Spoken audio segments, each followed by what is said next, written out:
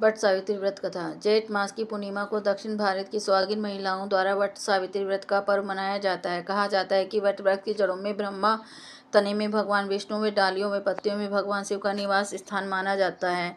इस व्रत में महिलाएं वट वृक्ष की पूजा करती हैं। सती सावित्री की कथा सुनने व वाचन करने से सौभाग्यवती महिलाओं की अखंड सौभाग्य की कामना पूर्ति होती है।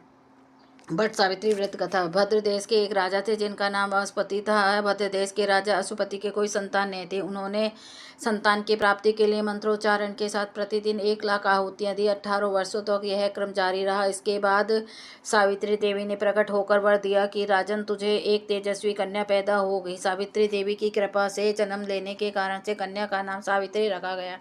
कन्या बड़ी होकर के बेहद रूपवान हुई। योग्य वर न मिलने की वजह से सावित्री के पिता दुखी थे। उन्होंने कन्या को स्वयं वर तलाशने भेजा। सावित्री तपोवन में भटकने लगे। वहां साल्व देश के राजा धूम्रसेन रहते थे, क्योंकि उनका राज्य किसी ने छीन लिया था। उनके पुत्र सत्यवान को देखकर सावित्री ने पति के रूप में उसका वरण किया। ऋषिराज नारद को जब यह बात पता चली तो वह राजा अश्वपति के पास पहुंचे और कहा कि हे राजन, यह क्या कर रहे हैं आप? आज सत्यवान गुणवान है, धर्मात्मा है और बलवान भी है, पर उसकी आयु बहुत छोटी है और वह अल्पायु है। 1 वर्ष के बाद ही उसकी मृत्यु हो जाएगी। ऋषिराज नारद की बात सुनकर राजा अश्वपति घोर चिंता में डूब गए।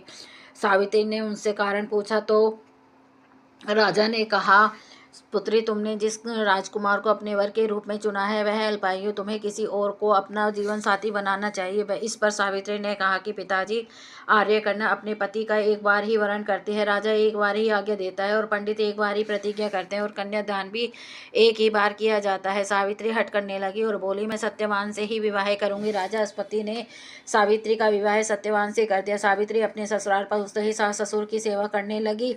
समय बीतता चला गया। नारद मुनि ने सावित्री को पहले ही सत्यवान की मृत्यु के दिन के बारे में बता दिया था। वह दिन जैसे जैसे करीब आने लगा, सावित्री अधीर होने लगी। उन्होंने 3 दिन पहले से ही उपवास शुरू कर दिया। नारद मुनि द्वारा कथित निश्चित तिथि पर पितरों का पूजन किया। हर दिन की तरह सत्यवान उस दिन भी लकड़ी काटने जंगल चले गए। साथ में सावित्री भी गई।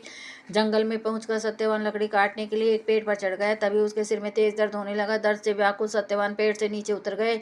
सावित्री अपना भविष्य समझ गई। सत्यवान के सिर को गोद में रखकर सावित्री सत्यवान का सिर सहलाने लगी। तभी वहां यमराज आते दिखे। यमराज अपने साथ सत्यवान को ले जाने लगे। सावित्री भी उनके पीछे पीछे चलने लगी। यमराज ने सावित्री को समझाने की कोशिश की कि यह विधि का विधान है, लेकिन सावित्री नहीं मानी। सावित्री की निष्ठा और पतिपरायणता को देखकर यमराज ने सावित्री से कहा कि हे देवी, तुम धन्य हो, तुम मुझसे कोई भी वरदान मांगो। सावित्री ने कहा कि मेरे सास ससुर वनवासी और अंधे हैं, उन्हें आप दिव्य ज्योति प्रदान करें। यमराज ने कहा, ऐसा ही होगा, जाओ अब लौट जाओ। लेकिन सावित्री अपने पति सत्यवान के पीछे पीछे चलते रही। यमराज ने कहा, देवी तुम वापस जाओ। सावित्री ने कहा, भगवान, मुझे अपने पति देव के पीछे चलने में कोई परेशानी नहीं है। पति के पीछे चलना मेरा कर्तव्य है। यह सुनकर उन्होंने फिर से उसे एक और वर मांगने के लिए कहा। सावित्री बोली, हमारे ससुर का राज्य छिन गया है, उसे पुनः वापस दिला दे। यमराज ने सावित्री को यह वरदान भी दे दिया और कहा, अब तुम लौट जाओ। लेकिन सावित्री पीछे पीछे चलती रही। यमराज ने सावित्री को तीसरा वरदान मांगने को कहा। इस पर सावित्री ने संतान और सौभाग्य का वरदान मांगा। यमराज ने इसका वरदान भी सावित्री को दे दिया।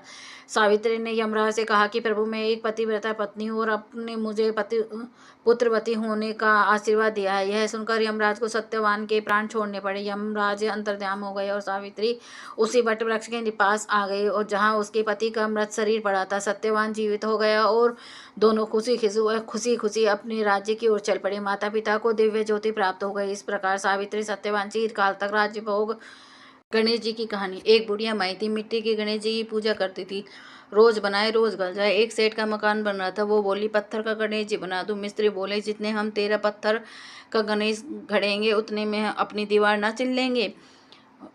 बुढ़िया बोली, राम करे तुम्हारी दीवार टेढ़ी हो जाए। अब उनकी दीवार टेढ़ी हो गई। वह ओ चिने और ढा देवे। इस तरह करते करते शाम हो गई। शाम को सेठ आया। उसने कहा, आज कुछ भी नहीं किया?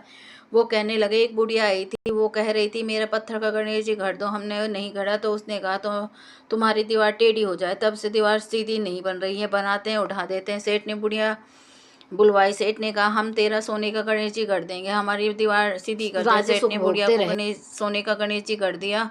गढ़ा दिया। सेठ की दीवार सीधी हो गई। जैसे सेठ की दीवार सीधी की वैसी सबकी करना। कहता न सुनता ने हुकारा भर